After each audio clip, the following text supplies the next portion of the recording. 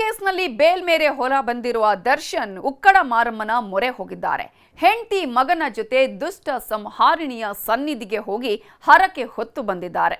ಇನ್ನೊಂದು ಕಡೆ ಪವಿತ್ರ ಗೌಡ ಕೂಡ ಶಿರಡಿಗೆ ಹಾರೋದಕ್ಕೆ ರೆಡಿ ಆಗಿದ್ದಾರೆ.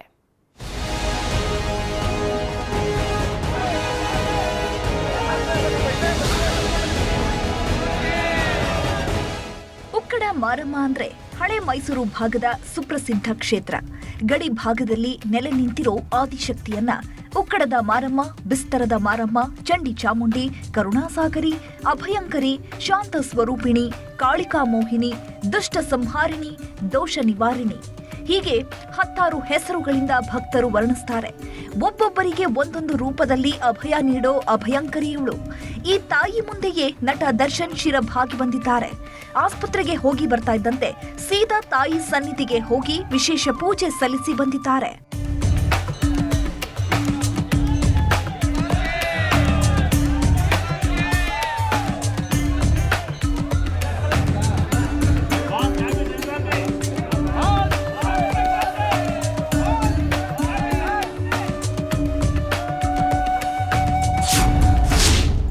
ಕಾಟೇರನಿಗೆ ಉಕ್ಕಡ ಮಾರಮ್ಮನ ಅಭಯ. ಅಹಲ್ಯಾದೇವಿ ಮುಂದೆ ಶಿರಬಾಗಿ ನಿಂತ ಅನಾಥ. ಸ್ವಾಮಿ ಕೊಲೆ ಕೇಸ್ನಲ್ಲಿ ಲಾಕ್ ಆಗಿರೋ ದರ್ಶನ್ಗಾಗಿ ಇಡೀ ಕುಟುಂಬವೇ ದೇವರ ಮೊರೆ ಹೋಗಿತ್ತು. ಪತ್ನಿ ವಿಜಯಲಕ್ಷ್ಮಿ ನವಶಕ್ತಿಯರ ದರ್ಶನ ಮಾಡಿ ಬಂದ್ರೆ ಸಹೋದರ ದಿನಕರ್ ಕೂಡ 10 ದೇವಸ್ಥಾನ ಸುತ್ತು ಹಾಕಿ ಬಂದಿದ್ರು. ಇದರ ಬೆನ್ನಲ್ಲೇ ದರ್ಶನ್ ಕೂಡ ರಿಲೀಸ್ ಆಗಿದ್ರು. ಕೊಲೆ ಕೇಸ್ನಲ್ಲಿ ಬೇಲ್ ಸಿಕ್ಕು ತಿಂಗಳಾಗ್ತಾ ಬಂದ್ರು. ಹೊರಗೆಲ್ಲೂ ಹೋಗಿರ್ಲಿಲ್ಲ. ಮನೆ, ಫಾರ್ಮ್ ಹೌಸ್, ಆಸ್ಪತ್ರೆ ಬಿಟ್ರೆ ಬೇರೆಲ್ಲೂ ಕಾಣಿಸಿಕೊಳ್ತಿರ್ಲಿಲ್ಲ. ಈಗ ಇದ್ದಕ್ಕಿದ್ದಂತೆ ಆದಿಶಕ್ತಿಯ ಸನ್ನಿಧಿಯಲ್ಲಿ ಪ್ರತ್ಯಕ್ಷರಾಗಿದ್ದಾರೆ.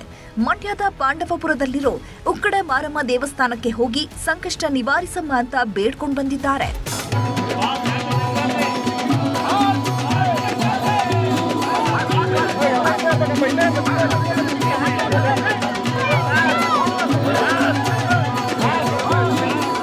ಉಕ್ಕಡ ಮಾರಮ್ಮ ಅಂದ್ರೆ ದರ್ಶನ್ಗೆ ಇನ್ನಿಲ್ಲದ ನಂಬಿಕೆ.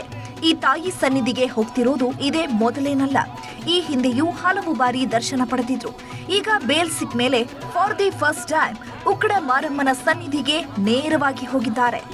ಹಾಗಾದ್ರೆ ಈ ಉಕ್ಕಡ ಮಾರಮ್ಮನ ವಿಶೇಷತೆ ಏನು ಅನ್ನೋದನ್ನ ನೋಡೋದಾದ್ರೆ,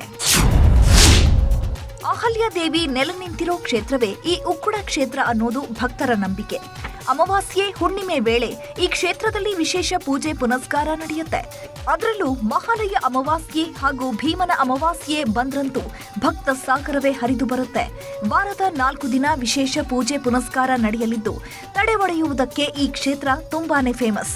ಮಾಟ ಮಂತ್ರದ ಜೊತೆಗೆ ಯಾವುದೇ ಆರೋಗ್ಯದ ಸಮಸ್ಯೆ ಇದ್ರೂ ಇಲ್ಲಿಗೆ ಬಂದು ಬೇಡ್ಕೊಳ್ತಾರೆ. ಹಾಗೆಯೇ ಆಯಸ್ಸು, ಆರೋಗ್ಯ ವೃದ್ಧಿ ಆಗಲಿ ಅಂತಾನು ಸಾವಿರಾರು ಭಕ್ತರು ಬರ್ತಾರೆ. ಮೈಸೂರು ಆಸ್ಪತ್ರೆಯಲ್ಲಿ ದಾಸನಿಗೆ ಚೆಕಪ್. ಮೈಸೂರಲ್ಲಿ ಬೀಡು ಬಿಟ್ಟಿರೋ ದರ್ಶನ್ ಮಣಿಪಾಲ್ ಆಸ್ಪತ್ರೆಗೆ ದಿಢೀರ್ ಭೇಟಿ ಕೊಟ್ಟಿದ್ರು. ಮೇಲಿಂದ ಮೇಲೆ ಬೆನ್ನು ನೋವು ಕಾಡ್ತಾ ಇರೋದ್ರಿಂದ ಎಕ್ಸ್ರೇ ಜೊತೆಗೆ ಜನರಲ್ ಚೆಕಪ್ ಮಾಡಿಸಿ ವಾಪಸ್ ಹೋಗಿದ್ದಾರೆ. ಈಗಾಗಲೇ ದರ್ಶನ್ರ ಪಿನ್ ಟು ಪಿನ್ ಚೆಕಪ್ ಮಾಡಿರೋ ಡಾಕ್ಟರ್ ಅಜಯ್ ಹೆಗ್ಡೆ ಸರ್ಜರಿ ಮಾಡಿಸೋದು ಅನಿವಾರ್ಯ ಅಂತ ಸೂಚನೆ ಕೊಟ್ಟಿದ್ದಾರೆ. ಹೀಗಾಗಿ ಬೆಂಗಳೂರಿಗೆ ಬಂದ ಮೇಲೆ ಸರ್ಜರಿ ಬಗ್ಗೆ ತೀರ್ಮಾನ ಮಾಡೋ ಸಾಧ್ಯತೆ ಇದೆ.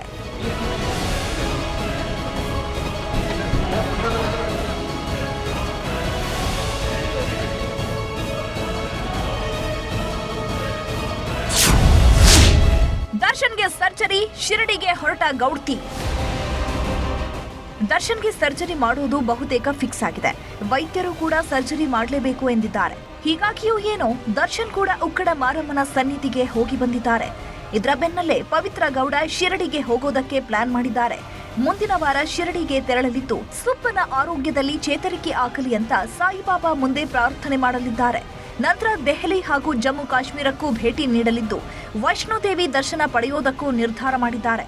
ಒಟ್ನಲ್ಲಿ ರೆಡ್ ಕಾರ್ಪೆಟ್ ರೀ ಓಪನಿಂಗ್ ಜೊತೆಗೆ ದರ್ಶನ್ ಚೇತರಿಕೆಗೆ ಗೌಡ್ತಿ ಸಹ ಟೆಂಪಲ್ ರನ್ ಶುರು ಮಾಡಿದ್ದು ಸುಬ್ಬ ಸುಬ್ಬಿಯ ಆತ್ಮೀಯತೆ ಎಲ್ಲಿಗೆ ಬಂದು ನಿಲ್ಲುತ್ತೋ ದೇವ್ರೇ ಬಲ್ಲ.